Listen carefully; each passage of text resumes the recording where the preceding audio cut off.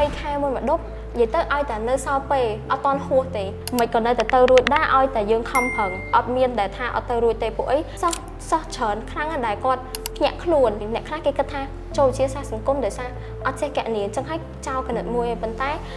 ការឈានទៅរកនិទេសល្អនៅក្នុងថ្នាក់វិទ្យាសាស្ត្រសង្គមក៏យើងត្រូវផ្ដោតលើវិញ្ញាសាគណិតដូចគ្នាដែរខ្ញុំរៀនហត់ដែរហត់ប៉ុន្តែប៉ាម៉ាក់គាត់អ្នកហៅលុយឲ្យយើងគាត់ក៏ហត់ជាងយើងដែរអញ្ចឹងត្រូវតែធ្វើអីឲ្យមានមោទនភាពជូនគាត់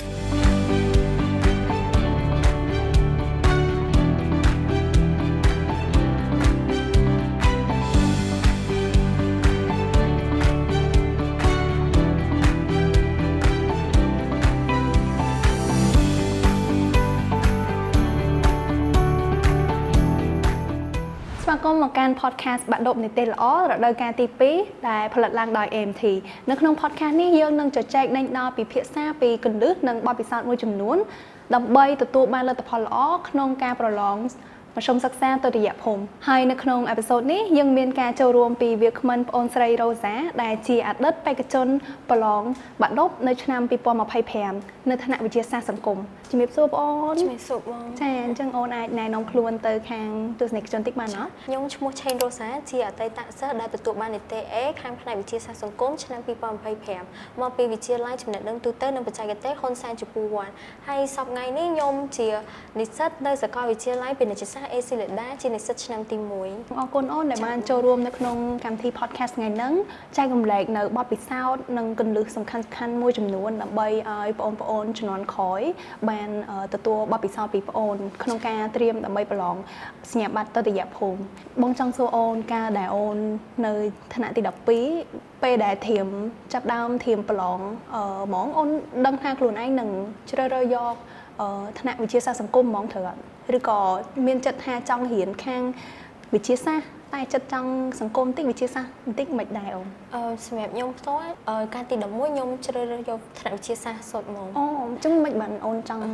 សង្គមវិញចឹងព្រោះដល់ថាពេលហ្នឹងមានអារម្មណ៍ថាខ្លួនឯងថ្នាក់វិទ្យាសាស្ត្រហ្នឹងគាត់ថាសមត្ថភាពខ្លួនឯងអត់ដល់ទេរៀងពិបាកដែរព្រោះមានការកណនីអីច្រើនអញ្ចឹងហើយខ្ញុំគាត់ថាទោះបីស្រឡាញ់មិនក៏ដោយក៏ត្រូវតែបបង់យកថ្នាក់មួយទៀតបើសិនជាចង់បាននិទេសល្អអញ្ចឹងនៅពេលដែលអូនដូរទៅថ្នាក់វិទ្យាសាស្ត្រសង្គមអញ្ចឹងតើមានមុខវិជ្ជាណាដែលពិបាកជាងគេដែលថាអូនពិបាកខ្លាំងអត់សម្រាប់ខ្ញុំហ្មងខ្ញុំគិតថាមុខវិជ្ជាដែលពិបាកជាងគេហ្នឹងអាចនឹងមុខវិជ្ជាសិលធម៌ពលរដ្ឋហើយនឹងអក្សរសាស្ត្រខ្មែរព្រោះអក្សរសាស្ត្រខ្មែរជាស្នូលនៃមុខវិជ្ជានៃ7មុខទាំងអស់ហ្នឹងមានអក្សរសាស្ត្រខ្មែរនោះដែលវាទទួលបានបន្ទុកច្រើនជាងគេចឹងហើយខ្ញុំមានអារម្មណ៍ថាអាចរៀងពិបាកក្នុងការយកបន្ទុកដែរអូខេអញ្ចឹងសូមបកក្រោយទៅវិញអញ្ចឹងនៅពេលដែលអូនចូលទី12ហ្នឹងបងចង់ដឹងពីការបែងចែកពេលវេលាដែលអូនរៀនចង់ដឹងថាផឹកឡើងអូនរៀនអីគេថ្ងៃឡើងអូនរៀនគួរឬក៏រៀនអីបន្ថែមទៀតចឹងបើតាមបទពិសោធន៍ខ្ញុំផ្ទាល់ហ្មងគឺមិនត្រូវតែរៀនតាមការវិភាគទាំងអស់ទេព្រោះអីបើសិនជាដូចថាយើងអត់មានអារម្មណ៍រៀនសោះប៉ុន្តែយើងរៀនតាមការវិភាគពេកក៏អត់ត្រូវដែរដូចថាយើងអត់មានភាពផ្ដោតទៅលើមេរៀនទាំងអស់ហ្នឹងហើយយើងទៅមើលមេរៀនទាំងអស់ហ្នឹងតាមការវិភាគយើងមើលអត់ចូលដែរអញ្ចឹងចំពោះបទពិសោធន៍របស់ខ្ញុំផ្ទាល់ខ្ញុំគិតថានៅពេលដែលយើងមានអារម្មណ៍ថាថ្ងៃហ្នឹង is okay ក្នុងការដែលរៀនបានឬក៏មើលមុខវិជ្ជាណាតែដូចតាមការវិភាគដែរដូចថាថ្ងៃហ្នឹងខ្ញុំត្រូវមើលប្រវត្តិនិងភូមិវិទ្យាអញ្ចឹងមានអារម្មណ៍ថាថ្ងៃហ្នឹងប្រវត្តិវារៀងពិបាកខ្លាំងអញ្ចឹងខ្ញុំអាចនឹងទៅមើលភូមិវិទ្យាមុនបន្តិចដូចថាខ្ញុំចេះមួយសំណួរហ្នឹងហើយខ្ញុំនឹងយល់ថាថ្ងៃហ្នឹងចេះមួយសំណួរហ្នឹងហើយអញ្ចឹងខ្ញុំអាចមើលប្រវត្តិតទៀតបានអីចឹងប៉ុន្តែដោយសារតែបើតាមបងដឹងថ្នាក់វិទ្យាសាស្ត្រសង្គមហ្នឹងក៏មានម៉ោងប្រឡងគណិតដែរត្រូវអញ្ចឹងអូនមានរៀនគួរគណិតអីថែមទៀតខ្ញុំមានបងដូចថាខ្ញុំរៀនវេនរត់ពេលព្រឹកពេលថ្ងៃពេលចេញពីវេនរត់ហ្នឹងខ្ញុំចូលរៀនគួរគណិតវិទ្យាពេលដែលចប់ឆមាសទី2អញ្ចឹងបានន័យថាចប់ឆមាសទី2អូនមានរយៈពេលតនេមុនប្រឡងបាក់ដប់1ខែឬក៏2ខែអីអត់បងមានបងមានការតនេហ្នឹងក៏មិនយើង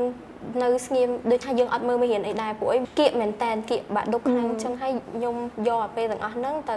អនុវត្តវិញ្ញាសាចាស់វិញព្រោះបើថាផែនការ2ខែឬក៏3ខែមុនបាក់ដប់ហ្នឹងវារៀងគៀកខ្លាំងប៉ុន្តែខ្ញុំគិតថាគ្រប់គ្នាសិតតែបានមើលមេរៀនពីដើមដែរទោះមិនច្រើនមិនតិចប៉ុន្តែនៅតែបានមើលអញ្ចឹងខ្ញុំចង់លើកទឹកចិត្តឲ្យនៅគ្រប់គ្នាដូចថាសិស្សប្អូនអាចថាសិស្សប្អូនក៏បានដែរព្រោះខ្ញុំបានចប់បាក់ដប់ដែរអញ្ចឹងឲ្យគាត់ខំប្រឹងអនុវត្តវិញ្ញាសាចាស់ ដោយសម្រាប់ខ្ញុំផ្ទាល់ហ្មងបទពិសោធន៍គឺ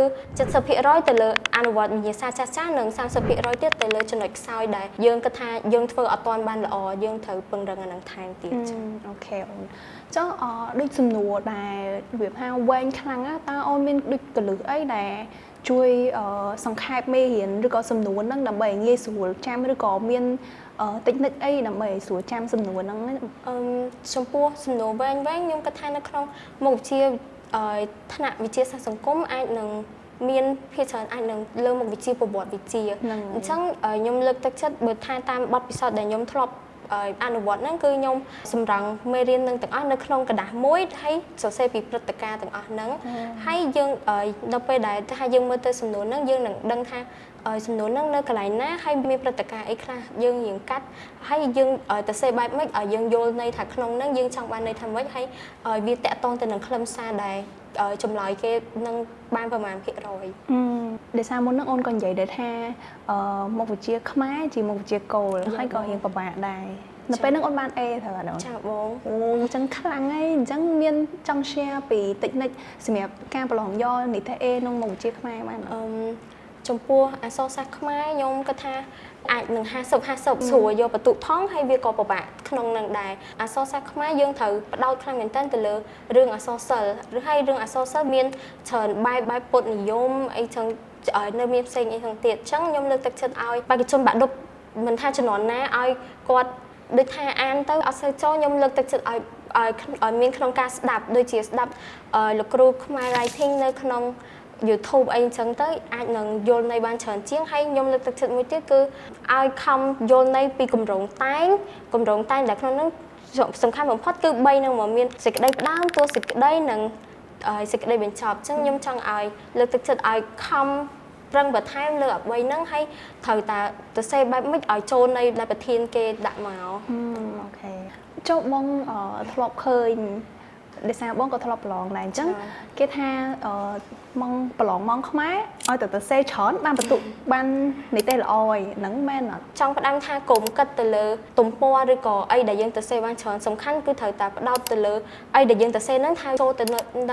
នៅក្នុងន័យប្រធានហ្នឹងអត់ចុះអក្សរស្អាតអាចជាផ្នែកមួយនៃការជួយដើម្បីទទួលបានបន្ទុកល្អនៅក្នុងការប្រឡងអត់សម្រាប់ខ្ញុំអាចដែរព្រោះពេលខ្លះដូចតែខ្ញុំធ្លាប់បានរៀនលោកគ្រូគាត់ក៏ធ្លាប់បានប្រាប់ដែរគាត់ថា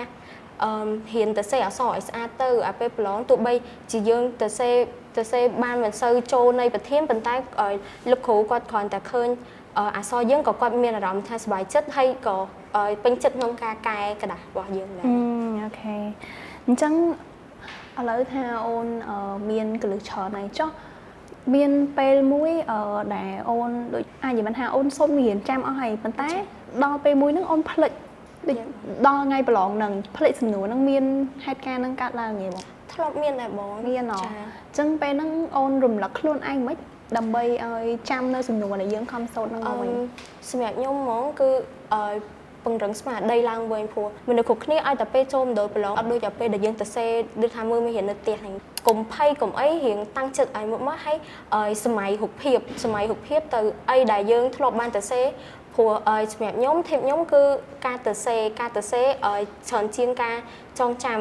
ក៏ចង់ដាំដែរប៉ុន្តែទៅសេឲ្យយើងចាំដៃដល់ពេលប្រឡងបើថាពេលយើងផិតភ័យឬក៏ភ្លេចអញ្ចឹងយើងអាចនឹងតាំងស្មារតីហើយសម័យទៅរូបភាពហ្នឹងថាយើងបានទៅសេអីខ្លះនៅកន្លែងណាអញ្ចឹងអូខេអូនចុះអូនមានវិធីអីដែលអាចលើកទឹកចិត្តខ្លួនឯងនៅក្នុងអំឡុងពេលដែលយើងរៀនដើម្បីត្រៀមប្រឡងហ្នឹងយើងអាចនឹងពេលខ្លះយើងមានអារម្មណ៍ថាបាក់ទឹកចិត្តខ្លាំងណាចា៎អញ្ចឹងអូនមានជាវិធីអីដែលអាចជួយខ្លួនឯងនៅពេលដែលមានរឿងនឹងកាត់ឡើងសម្រាប់ខ្ញុំពេលដែលដំបូងបំផុតហ្មងពេលចូលទី12ដំបូងអារម្មណ៍មួយនៅតែសុបាយប៉ុន្តែដល់ពេលចាប់ឡើងពីឈុំទី2ឡើងដូចមានអារម្មណ៍ថាបាក់ទឹកចិត្តមានពេលខ្លះវា lack of support ដែរអញ្ចឹងក៏រៀង low motivate តិចតួចដែរអញ្ចឹងហើយប៉ុន្តែនៅតែប្រាប់ខ្លួនឯងថាត្រូវតែធ្វើឲ្យបានហើយចំណុចមួយទៀតដែលខ្ញុំចង់ឲ្យអ្នកជំនាន់ក្រោយគាត់ដឹងអញ្ចឹងគឺទី1គឺសម័យចង់ឲ្យសម័យទៅរូបភាពបើសិនជាដូចថាពេលដែលប្រកាសលទ្ធផលហ្នឹងហើយលោកគ្រូអ្នកគ្រូគាត់ប្រកាសឈ្មោះយើងថាឧទាហរណ៍ថាឈ្មោះខ្ញុំអញ្ចឹងឆេងរ៉ូសាទទួលបាននិទេស A យើងស្វែងទៅរូបភាពហ្នឹងថា បើសិនជាយើងសប្បាយចិត្តមិនទៅអញ្ចឹងហើយម៉ាក់ប៉ាយើងគាត់មានមោទនភាពមិនទៅអញ្ចឹងហើយបានទាំងអស់ហ្នឹងឯងដែលធ្វើឲ្យខ្ញុំខំហើយមួយទៀតខ្ញុំរៀនហត់ដែរហត់ប៉ុន្តែប៉ាម៉ាក់គាត់អ្នករលុយឲ្យយើងគាត់ក៏ហត់ជាងយើងដែរអញ្ចឹងត្រូវតែធ្វើអីឲ្យមានមោទនភាពជូនគាត់អូខេចុះចំពោះលោកគ្រូអ្នកគ្រូវិញគាត់មានចាំពាក្យមួយឃ្លាណាដែលធ្វើឲ្យអូននឹកឃើញដល់គាត់ហ្មងដែលគាត់និយាយមកវាចាក់ដោតចូលក្នុងចិត្តយើងហ្មងណាសម្រាប់ខ្ញុំហ្មងពាក្យដែលលោកគ្រូគាត់និយាយមកឲ្យធ្វើឲ្យខ្ញុំចងចាំហ្មងគាត់ចំពោះលោកគ្រូអក្សរសាស្ត្រខ្មែរគាត់រំពឹងថារស់សានឹងតបានអេហើយរស់សានឹងតបានអេប៉ុន្តែពាក្យទាំងអស់ហ្នឹងធ្វើខ្ញុំរៀងភ័យដែរខ្ញុំខ្លាចធ្វើអត់បានល្អជាពិសេសមុខវិជ្ជាគោលរបស់គាត់ហ្មងគាត់បរៀនអក្សរសាស្ត្រខ្មែរខ្ញុំភ័យខ្លាចធ្វើអត់បានល្អជាពិសេសមុខវិជ្ជាគាត់ហ្នឹងខ្ញុំខ្លាចអត់យកអេឲ្យគាត់បានព្រោះដោយសារការដែលខ្ញុំនៅរៀនការដែលខ្ញុំប្រឡងឈុំទាំងឈុំទី1ទាំងឈុំទី2ទាំងប្រឡងតែខ្ញុំអត់ដែលទទួលបាននិទេសអេលើមុខវិជ្ជាហ្នឹងឯងអញ្ចឹងហើយនៅពេលដែលគាត់និយាយអញ្ចឹងខ្ញុំមានអារម្មណ៍ថាបើសិនជាខ្ញុំធ្វើអត់បានទេដូចរៀងខ្មាស់គាត់ដែរខ្មាស់គាត់តិចតួចអញ្ចឹងហើយខ្ញុំក៏ខំប្រឹងបន្ថែមលើមុខវិជ្ជាគាត់ហើយយកនិទេសអេឲ្យគាត់បានអូខេអូនចឹងដោយសារតែមិញហ្នឹងអូននិយាយថាអូនរៀនពីដើមឆ្នាំហើយធ្វើអត់អញ្ចឹងសម្រាប់អ្នកដែលគាត់អត់បានរៀនពីដើមឆ្នាំអីបានថាគាត់អត់បានត្រៀមខ្លួនទេអញ្ចឹងនៅពេលដែលអាចនិយាយបានថាសល់ប្រហែល3ខែមុនការប្រឡងបានគាត់ទៅតែនឹករលឹកចង់មករៀនវិញអូនមានកលឹះអីឲ្យគាត់ដើម្បីគាត់រៀនឆាប់បានបន្ទូលល្អអីអត់3ខែមុនមកដប់និយាយទៅឲ្យតែនៅសល់ពេលអត់តន់ហួសទេអញ្ចឹងខ្ញុំលើកទឹកចិត្តឲ្យគ្រប់គ្នាខំប្រឹងបន្ថែមកុំមានអារម្មណ៍ថាខ្លួនឯងបាក់ទឹកចិត្តពេកទោះបីនៅសល់តែត្រឹម1ខែ2ខែ3ខែហ្នឹងក៏យើងនៅតែអាចធ្វើបានដែរឲ្យតែយើងខំប្រឹងចុះចំពោះមុខវិជ្ជាដូចផែនដីអីមានផ្ដល់ផលវិបាកអីដល់អូនអត់សម្រាប់ខ្ញុំផែនដីអត់សូវបានដែរដោយសារខ្ញុំគិតថាក្នុងមុខវិជ្ជា7មុខទាំងអស់ហ្នឹងមានតែផែនដីដែលសំណួរតិចមានតិចស្រួលតែមានថាតែហ្នឹងត្រូវតែចេះទាំងអស់យើងត្រូវយល់ពីបាតុភូតអីថាកាត់ឡើងមិនអីមិនចឹងអាហ្នឹងបានយើងងាយស្រួលក្នុងការយកបន្ទុកចុះអូនថាម៉ោងសិលធម៌ពលរដ្ឋពិបាកមិនខ្លះហើយអូនអាចប្រាប់ពិបាកត្រង់ពាក្យពិបាកដែរសិលធម៌ពលរដ្ឋដូចទៅនឹងចំណេះដឹងទូទៅដែរអញ្ចឹងខ្ញុំលើកទឹកចិត្តឲ្យសិស្សប្អូនហ្នឹងគាត់ខំតែងទី1ទី2គឺត្រូវតែយល់អត្ថន័យក្នុងមេរៀនហ្នឹងគេចង់និយាយពីអីព្រោះដល់ពេលដែលយើងប្រឡងយើងអត់អាចចាំដូចទៅក្នុងមេរៀនទាំងអស់បានអញ្ចឹងហើយយើងត្រូវតែយល់ន័យដែរយើងអាចនឹងរៀបពាក្យរៀបអីទៅសេបាននៅក្នុងពេលប្រឡងអូខេអូនអញ្ចឹងជាចុងក្រោយអូនមានជាពាក្យអីគេខ្លះដែលចង់និយាយទៅកាន់បងប្អូនដែលនឹងប្រឡងសម្រាប់ឆ្នាំខាងមុខនេះហើយចង់ share ជាកលឹះអីមួយដែលសំខាន់ចង់ share ពួកគាត់ដឹងហើយមានច្រើនដែរប៉ុន្តែខ្ញុំកាត់ឲ្យរួមជាខ្លីខ្ញុំគ្រាន់តែចង់ប្រាប់សិស្សប្អូនឬក៏អ្នកដែលប្រឡងបាក់ឌុបជំនាន់ផ្សេងទៀតជំនាន់តទៅមុខទៀតឲ្យគាត់ខំប្រឹងទួតដូចដែលបងបានសួរសំណួរខ្ញុំអញ្ចឹងថាសល់មុន3ខែអញ្ចឹងបើអត់តាន់ត្រៀមខ្លួនអាចនឹងទៅរួចអត់មិនក៏នៅតែទៅរួចដែរឲ្យតែយើងខំប្រឹងអត់មានដែលថាអត់ទៅរួចទេពួកអីសោះច្រើនខ្លាំងដែលគាត់ភ្ញាក់ខ្លួនអញ្ចឹងឲ្យបេក្ខជនបាក់ឌុបផ្សេងទៀតគាត់ខំប្រឹងប្រឹងប្រែងរៀនហើយមួយទៀតចំពោះមុខវិជ្ជាគណិតខ្ញុំគាត់ថាខ្ញុំជាសិស្សថ្នាក់វិទ្យាសាស្ត្រសង្គមអញ្ចឹងអាចនឹងមានសិស្សវិទ្យាសាស្ត្រសង្គមទៀតគាត់ចោលគណិតដោយសារអ្នកខ្លះគេគិតថាចូលវិទ្យាសាស្ត្រសង្គមដោយសារអត់ចេះគណនាអញ្ចឹងហើយចោលគណិតមួយប៉ុន្តែការឈានទៅរកនិទេសល្អនៅក្នុងថ្នាក់វិទ្យាសាស្ត្រសង្គមក៏យើងត្រូវផ្ដោតលើវិញ្ញាសាគណិតដូចគ្នាដែរព្រោះថាបើធ្វើល្អអត់បានទាំងអស់គ្រប់មុខទេក៏យើងអត់ទទួលបាននិទេសល្អដែរអញ្ចឹងខ្ញុំចង់ឲ្យពួកគាត់រៀងពង្រឹងលើគណិតនឹងតិចទោះបីមិនបានច្រើនក៏អាចមកជាប់ហើយបូកជាមួយនឹងមុខវិជ្ជាផ្សេងទៀតធ្វើឲ្យយើងទទួលបានបន្ទុកកាន់តែខ្ពស់អញ្ចឹងអរគុណអូនច្រើនដែលបានចូលរួម podcast យើងថ្ងៃហ្នឹងយើងសង្ឃឹមថា podcast មួយនេះនឹងជាប្រយោជន៍ដល់បងប្អូនដែលកំពុងត្រៀមប្រឡងហើយជាចុងក្រោយសូមអរគុណដល់អ្នកទាំងអស់គ្នាដែលបានទស្សនា podcast មួយនេះនឹងជូនពរដល់បងប្អូនឲ្យទទួលបាននិទេសល្អក្នុងការប្រឡងសញ្ញាបត្រមធ្យមសិក្សាទុតិយភូមិនាពេលខាងមុខសូមអរគុណបាយបាយ